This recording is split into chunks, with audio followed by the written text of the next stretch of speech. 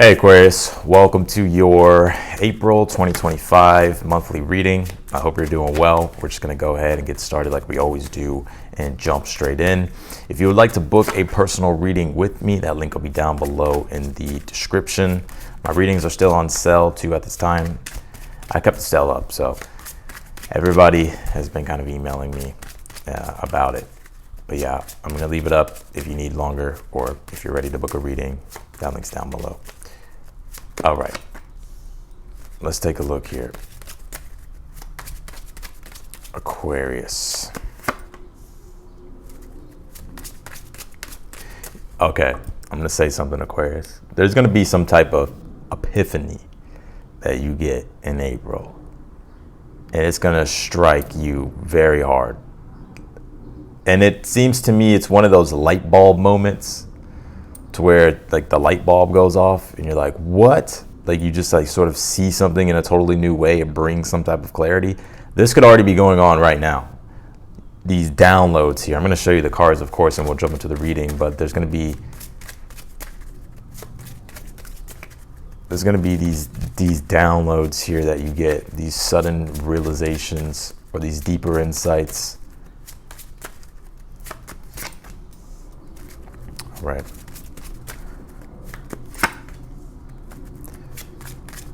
Let's take a look here, Aquarius.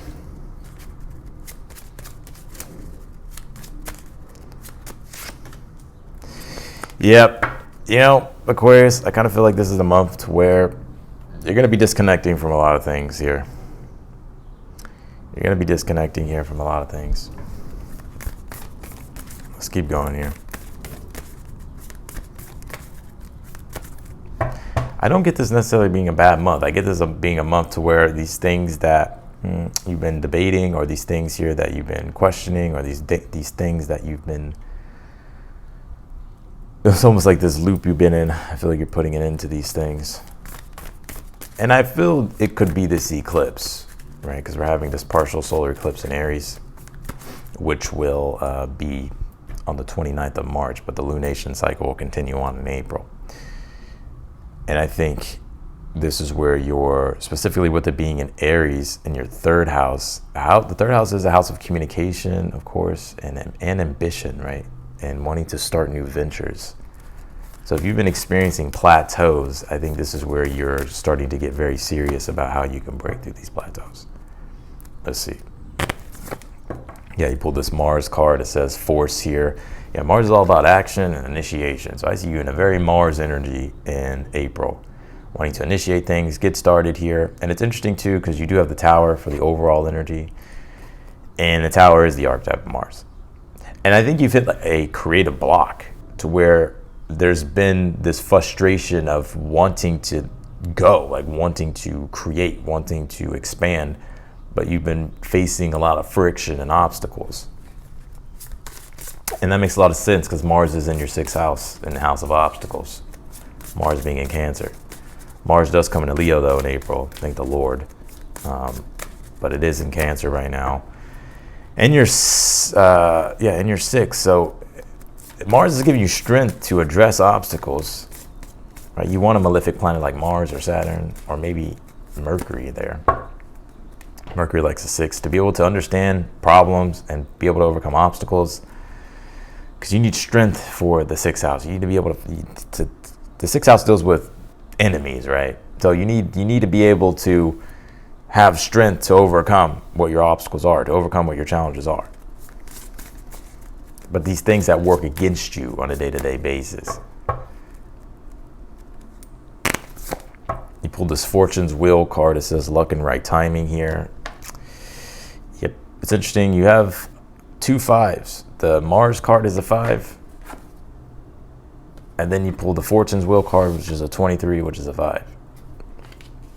So talk about 5s are symbolic of tension, challenge, but also where creativity is born, because you're being forced to get creative, right, to overcome your challenges. So it takes creativity.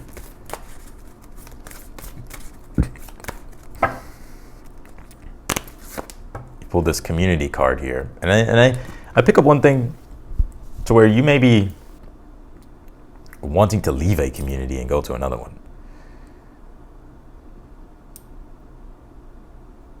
I think community, though, in general is going to be a place for you to really, because for you, I think community for Aquarius, community is everything. And so I think you're strengthening your connection to communities here, or to a particular community, so that way you can be a part of something that's larger than yourself, and so that Aquarius energy can shine. You have the Tower here for the overall energy for the month of April. Yeah, the Tower it's the reset button in the tarot, and it's interesting because there is a reset going on with Neptune coming into Aries. That Neptune has been in Pisces since 2012. So over the past 12, 13 years. Now Neptune's changing signs, and Aries is ruled by Mars. And again, Neptune coming into your third, where your mind and your spiritual antenna and the way you think and process information and the way you think and feel about things are about to shift. And so I feel like it's going to create a ripple effect of just new ambitions. And I feel for you, Aquarius, that you're going to be wondering, where did this come from? I really think it's going to be that fast, where it's almost in a way, it's like your perception and ideals around your ambitions are shifting and changing. And they're becoming more extroverted, like they're becoming more, you're wanting to initiate these things. You pull the Ace of Swords here in your current energy. And it's interesting because Neptune is the receiver. So if you take a look at this, the Tower is the overall energy. You see the crown being, coming off the top of the Tower. But then you see the Ace of Swords in your current energy, where the crown is on top of the sword, which is the idea, the mindset, the downloads, the clarity here that you'll be experiencing. Also, the Tower is symbolic and connected to epiphanies. So the Tower doesn't always have this negative connotation. It does sometimes, right? But sometimes it can be just like, oh shit. Like the Tower can be like, you find a $100 bill in your pocket, you're like, I totally forgot about that. Right? You're shocked. The Ten of Cups is in your challenge here. I think this Ten of Cups in your challenge is you're wanting to strive toward the ideal future that you're wanting to create, and you really want to feel connected to things in your life that bring meaning, that are spiritually and emotionally fulfilling. And that's what you're trying to obtain here. But the Ten of Swords, as your advice, is saying, well, you got to break free from the things here that are no longer working. Ten of Swords is where you got to throw in the white towel and realize and be like, you know what, this doesn't work, right? I've been experiencing a plateau loop. And I think this Ten of Swords is also, it does take a lot of humility. I got to be real. It takes a lot of humility for the Ten of Swords, because the Ten of Swords seeks the Hierophant. The Ten of Swords is when we realize, like, oh, based off everything I know right now that I've been doing, based off the information that I know, hasn't been working. And so I have to seek out these higher forms of knowledge, which would be the Hierophant. And the Hierophant is the spiritual teacher. And again, Neptune coming in Aries in your third, you could be meeting a very powerful, potent spiritual teacher that initiates you, that helps you begin new ventures. It's a form of initiation, because the third house is starting new ventures, and the Hierophant helps people start ventures, right? It's always in the heroic story of someone who needs help. They find a guide, they get the download right from the guide, they get the information from the guide, the guidance, and then boom, they go start their thing, they go do their thing. And I think that's exactly what you're doing here with the Five of Swords in the future position. I do not get a negative energy off this Five of Swords. If anything, I feel like you could be getting kind of fired up, and because Neptune being in Pisces, it's more Pisces, right? It's more like understanding, compassionate. But Neptune coming into Aries, it's more so, and Pisces does a lot with surrender and it's inconclusive, so it wants to just, it takes in, it receives a lot more. Neptune coming in Aries is about receiving and then doing. So I feel here that you're receiving and then doing something about these things here that I feel for you, it is spiritually, that have been spiritually inhibiting you from accomplishing what your ambitions are. And these could be new ambitions, and maybe you're realizing here with the Five of Swords, like, okay, let me start to disconnect here and open myself up to being more eclectic about how I want to go about pursuing certain things. You have the Three of Swords here in the outcome. Now, I will say with this Three of Swords here in the outcome position, it does connect to this Five of Swords in the Tower, to where I feel it. The heartbreak is with the community card, because the threes or union, and the only union card you have here in the tarot is the community card.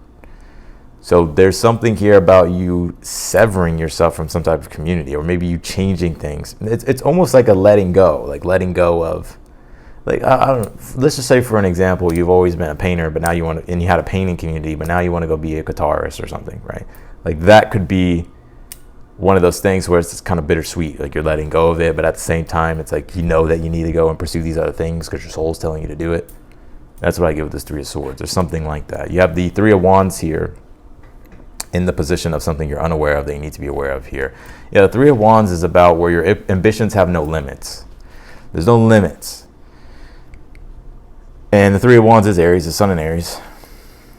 Right, we'll have Sun in Aries until the 19th of April, and then we'll have Neptune in Aries for all of April, right? So, but the Three of Wands is when you've tasted success before, and now it is time for you to extend your ambitions further out. You've already set things forth in motion. You've been receiving these downloads, and you're getting these results, but also those results and those downloads are fueling you even more to extend your field of activity. Let's clarify your reading.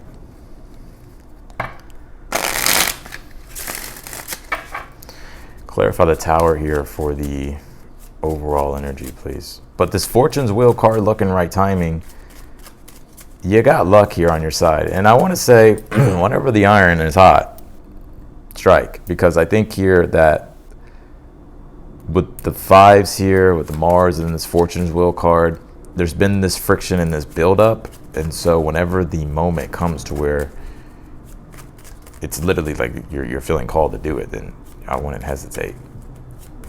Clarify the Tower. You pulled the Devil here. Well, yeah, I mean, that makes a lot of sense. The Devil's limitation, restriction. It's where you're chained to something. It's where, with that Tower, it's about breaking free from these chains. Where's the South Node for you at this time? It's in Virgo. But what house is it in for Aquarius? It's in your 8th house. Yeah, you know, the 8th house can be the merging and the bonding of energies that you're connected to on a spiritual level. It could really be anything.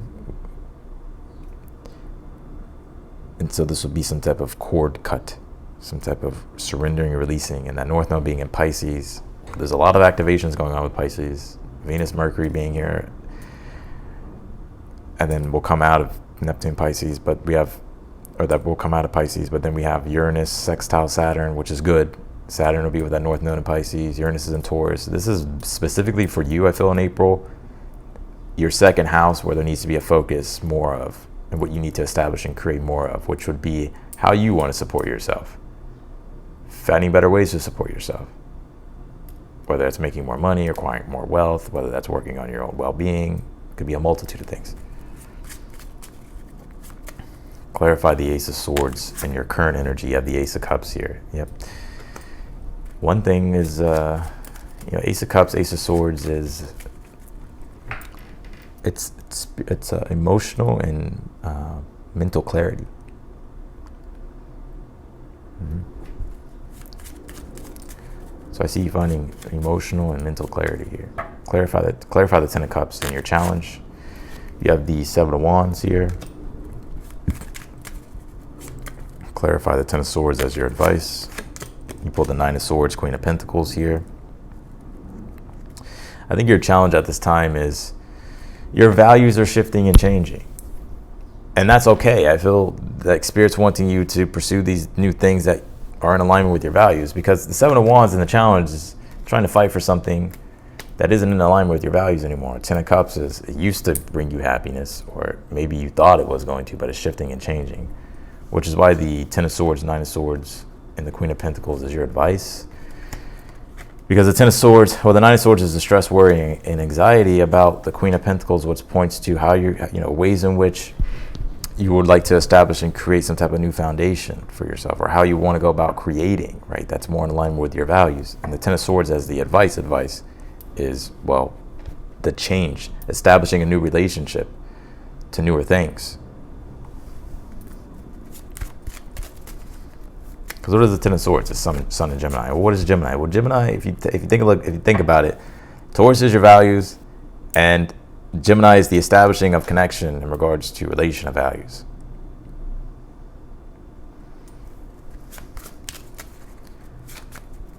Clarify the Five of Swords in the future. You pulled the Hierophant here. This could definitely be some form of community that you're letting go of. All right. But I also see one thing too, because the Five of Swords is Venus in Aquarius, so it deals a lot with Venus, your values, the way you receive joy and pleasure, and what satisfies you. Aquarius being the eclectic, right? The innovator, the one who wants to open everything up and take in all types of new stuff and examine them, look at the pros and cons and see which ones you like, which ones you don't like. But it's about the openness of it. So when it comes to the Hierophant, I see you being way more open to new different types of philosophies, different avenues here in which you can probably teach, lead, guide others. And your beliefs too, Hierophant. You're like opening yourself up to new beliefs. Clarify the Three of Swords and the outcome. You pulled the Nine of Cups here. Yeah, I think one thing that I see happening here is that you're realizing, I'm almost hearing like nobody's going to come to save you. So it's like with this Three of Swords, Nine of Cups, it's like you're letting go of the hope, right? Three of Swords, Nine of Cups. It's like letting go of the hope. But I think with the Nine of Cups, I think you're okay with that. Clarify the Three of Wands. You pull the Two of Swords here. Yeah, Two of Swords. I feel like you kind of been on the fence here. Two of Swords is when you have new ideas and new things that you're feeling in alignment with. This is very much Two of Swords is very much Ace of Cups, Ace of Swords. Sure, the Two of Swords is trying to figure out emotionally how one feels, and then how that rationally adds up to making some form of decision. And so I see here that you're finding the balance here. And the Three of Wands is saying, whenever you come to that conclusion, when you have mental and emotional clarity, the Three of Wands says, let your intentions ripple out into the universe. Like, don't hold yourself back. Your ambition has no limits. Or at least the limits you have put on yourself, the Tower of the Devil, have been self-imposed.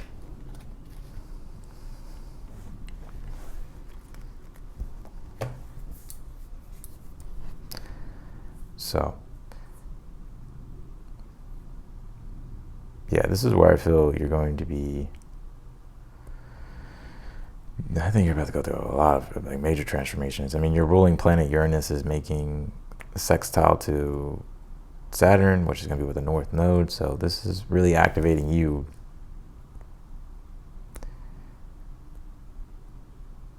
And, these sort of radical changes happening, but in a good way, right? It's a sextile, so it's harmonious, but definitely nonetheless very liberating and very innovative changes.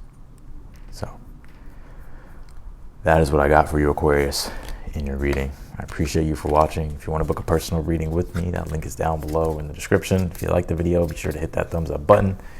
Any question, if you need any direction, confirmation, again, I'm here. My reads are still on sale as well. Otherwise than that, I'm wishing you the best, and I'll see you later.